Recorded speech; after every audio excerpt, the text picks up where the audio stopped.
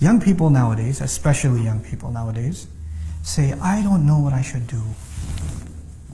Ustad, tell me what I should do. What should I major in? What kind of job should I do? And they don't do anything. And they get 30 bits of advice from someone. Then they go to someone else and get another 40 bits of advice. Then they go to someone else and get another 50 bits of advice. And they have all this advice from all these people, and they say, well, I asked 100 people and I got 100 different kinds of advice. Yes, that's because you asked 100 people and you got 100 different kinds of advice, because human beings are individuals. They're going to give you individual advice. Until you put yourself to work, you're not going to discover who you are. You're not going to know your strengths, and you're not going to know your weaknesses. Stop being afraid of work. Stop being afraid of jumping in, trying something, failing. Failure is good for you. It exposes the holes in the wall. It exposes what you need to work on. It also exposes the few things that you are good at, and maybe you should refine them even more. But that does not happen until you grind it out. Until you throw yourself in the middle, in the mix.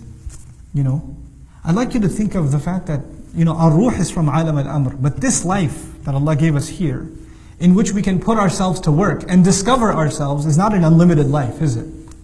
So, between coming of age and sleep, and then old age where you pretty much become senile, we don't have a lot of years to figure ourselves out, to put ourselves to work. So don't be afraid to try things. Allah has given us this incredible adventure in the world. Don't be scared to try stuff. Try it. I mean, the fact that you've taken the adventure to try to learn Arabic is cool, but this is just the beginning.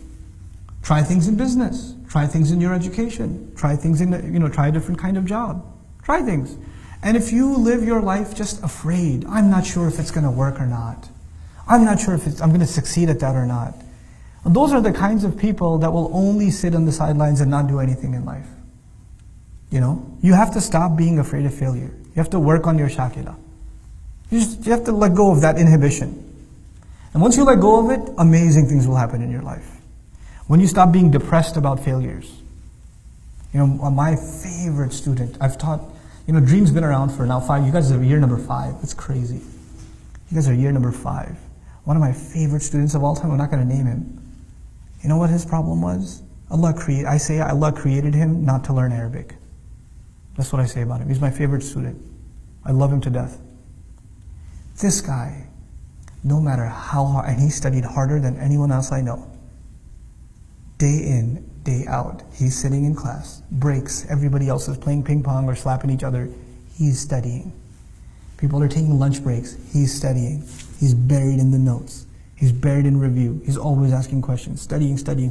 He's got piles and piles of notebooks that are filled up with his notes, and get another one, and another one, and another one. His hand's starting to hurt. No, I'm not going to use a laptop because that's for lazy people. I'm going to study. And he's one of my close friends. He and I used to hang out a lot before. I was like, hey, why don't you come learn some Arabic? He goes, yeah, I'll do it. And he jumps in. And then now during the year, I call him, hey, you want to go hang out, get some pizza or something? No, bro, I got to study. I'm his teacher during the day. And at night I'm thinking, hey, you want to go hang out? No, bro, I got to study. Thanks a lot. Click. And he, on so many exams, failed miserably. But I don't feel bad for him at all. That is effort worth doing. And there are people who did not apply themselves and got easy hundreds. And first of all, I don't even think it was worth their time, the education they received. And I don't respect what they did. I respect what he did. I'm going to try something and I'm going to give it my best. I'm not going to run at the first sign of failure. I'm not just going to walk away and just do something else.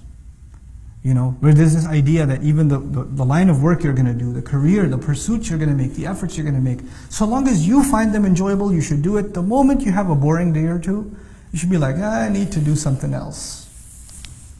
I'm going to move on to something else. Really? Really? This is not Jannah. You have good days and bad days. This life is like that.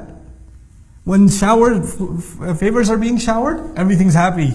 I'm perfect. This is the way I need to be. And the moment things don't go your way, kana ya'usa. Become super depressed. I don't know if this is the thing for me.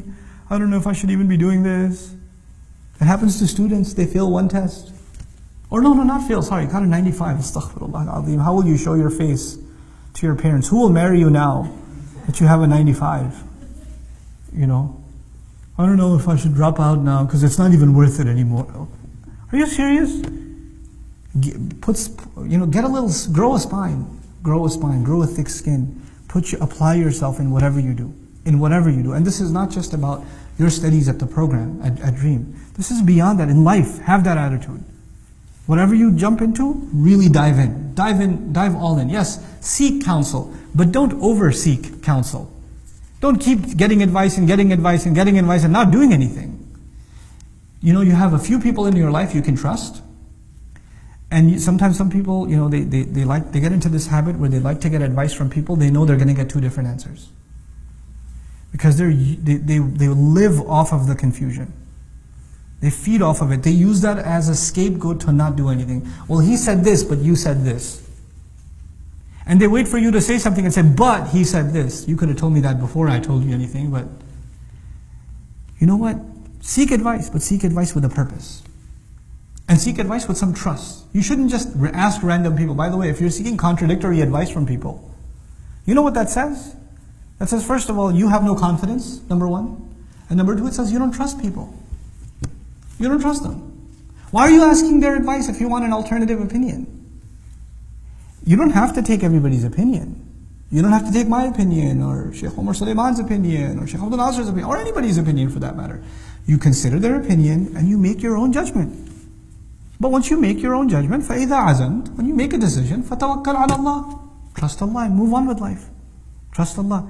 This is how you get to discover yourself. And that's actually a very important lesson in life that Muslims, all of you, have to internalize, and inshallah ta'ala, great things will come for you in life and for the benefit of others in your life if you internalize this.